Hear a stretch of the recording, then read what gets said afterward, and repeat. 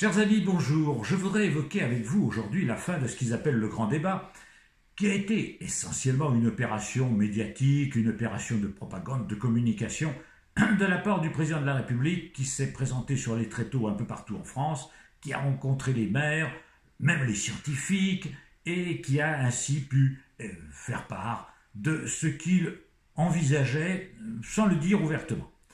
Le grand débat est terminé et il y a deux aspects qui en ressortent d'après ce que l'on entend, un aspect fiscal et l'écologie. Alors sur le plan fiscal, je vous dirais la chose suivante, il ne va rien se passer parce que ceux qui dominent actuellement, ceux qui dirigent ce pays comme les autres d'ailleurs, sont des gens qui sont des adeptes de la secte libérale, tout pour les oligarques, tout pour la finance, le peuple doit payer. C'est ce qu'a fait le président lorsqu'il est arrivé au pouvoir. Il a fait un cadeau de 10 milliards aux oligarques, 4 milliards en supprimant l'ISF, l'impôt sur le revenu, et 5 milliards en modifiant la flat tax, c'est-à-dire la taxe sur les sociétés. Ces 10 milliards ont été payés par les citoyens, notamment par une majoration de la CSG et par la non-indexation des retraites.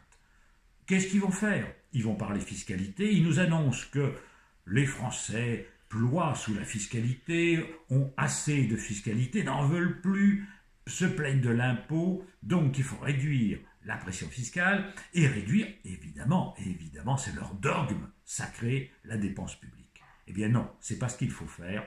Il fallait modifier la pression fiscale, notamment faire qu'elle pèse davantage sur les 1% qui captent toutes les richesses actuellement, ces 1% qui gagnent plus de 30 000 euros par mois, en créant une tranche supplémentaire d'impôt sur le revenu à 80% pour les ultra-riches. Il ne faut pas faire payer les infirmières ou les médecins hospitaliers pour donner 4% de plus aux gens qui gagnent 600 euros par mois. Ça, c'est de la mauvaise démagogie. C'est de l'imposture. Non, ce qu'il faut, c'est absolument une politique de redistribution des revenus et notamment, il faut ce qu'on appelle l'impôt universel, que pratiquent d'ailleurs les États-Unis, c'est-à-dire que tout citoyen français, même s'il est en Belgique, même s'il est au Liechtenstein ou au Luxembourg, paie ses impôts en France, du moins le différentiel d'impôts qu'il aurait eu à payer s'il était resté en France, ce qui évidemment interdit l'exil fiscal. Et c'est parfaitement faisable. Je dirais que les États-Unis, en 1940, ont instauré une tranche d'impôt pour les revenus les plus élevés à 91%. C'est pas un État stalinien, c'est pas Hugo Chavez qui a fait ça, c'est Roosevelt, c'est aux États-Unis, c'est ce qu'il faudrait faire et c'est ce qu'ils ne feront pas. Ils vous diront qu'il faut réduire la dépense publique, sans nous préciser d'ailleurs de quel secteur il faut réduire, ça ils ne le diront pas, mais ils vont dire qu'il faut réduire la dépense publique. Deuxième sujet qui me paraît important et intéressant, c'est l'écologie. Parce que là aussi, l'écologie, on va en parler. Mais comment? On va en parler sous l'angle du climat. On va en parler sous l'angle de la transition énergétique, en vous disant qu'il faut une transition énergétique sans évoquer en rien ni la condition animale, ni la protection de la faune, ni la protection de la flore. Eh bien, la transition énergétique, mes amis, c'est un piège idéologique, comme le fut en son temps l'agrocarburant. Vous savez, c'était la mode il y a 20 ans où on nous vantait l'huile de colza, l'huile de tournesol, l'huile de soja, ce qui permettait à l'agrobusiness d'écouler pour les moteurs les surplus agricoles, surplus qui sont obtenus à grands coups de pesticides, d'insecticides, d'engrais et de mécanisation, donc de pollution. Eh bien, la transition énergétique, c'est un piège. On veut vous vendre des éoliennes qui sont des hachoirs à oiseaux et à chauves-souris, alors que l'éolien ne remplacera pas le nucléaire ni le thermique. Il s'ajoutera au nucléaire et au thermique.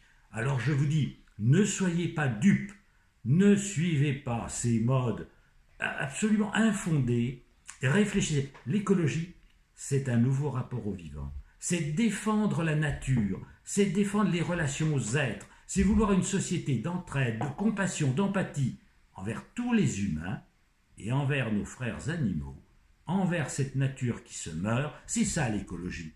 C'est pas disserter pendant des heures sur l'évolution du climat, parce que ça permet de faire de beaux discours et en pratique de ne rien faire du tout. Alors, limitons la chasse, Interdisons les infrastructures destructrices d'espaces naturels, interdisons les produits chimiques dans la nature qui sont des agressions, limitons l'appétit de ces groupes comme Vinci, Bouygues, qui veulent tout détruire, tout bitumer, tout asphalter, tout bétonner.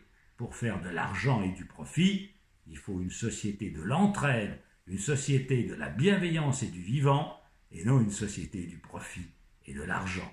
Mais pour ça, il faudra changer les dirigeants. Vaste programme, n'est-ce pas, me direz-vous. Et puis, un mot sur les institutions.